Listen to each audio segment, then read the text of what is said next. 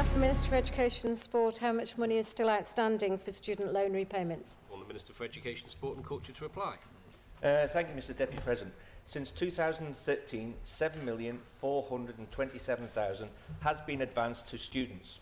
£101,000 has been added in interest and £630,000 has been repaid. This leaves an outstanding balance of £6,898,000. Of the students who graduated prior to 2018, 270,000 of the 1,102 have been advanced has already been repaid, representing a repayment rate of 27%. Given the repayment terms for these loans, I believe this is a promising start. We'll be, of course, continued monitored closely. In 2013, students were required to make a contribution of £2,500 per annum towards the cost of their tuition fees. This contribution continues to be supported by a loan provided by the Department of Education, Sport and Culture. Repayment and interest on this loan is deferred until graduation. Repayment is income dependent. Minimum repayments are 9% of earnings above £21,000 per annum. Interest is deferred until the June after the student graduates and is currently charged at 5%. This will be changed to the Bank of England base rate plus 2% from the forthcoming academic year. Supplementary question, Ms Edge. Thank you, Mr Deputy President. Can the Minister just confirm again with regards to the interest payments, because I believe the letters that have gone out this year, some students have been charged and others haven't, but you did mention it there. I'm just wondering what that criteria was again. Minister to reply. Thank you, Mr Deputy President. A minimum repayments of 9% of earnings above £21,000 per annum. Interest is deferred until June after the student graduates and is currently charged at 5%.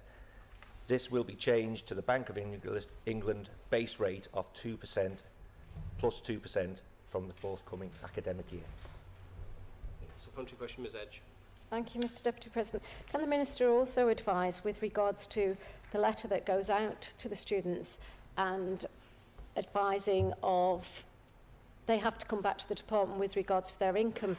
It doesn't seem to tie up with an income tax year, so I'm unsure how he is calculating what the students have to pay back, because some students had letters asking for their income for the year 2017 when they'd actually graduated after the April 2017, and I feel that should have been 2018. Does it get calculated on the tax year, or is it just income for the year of study?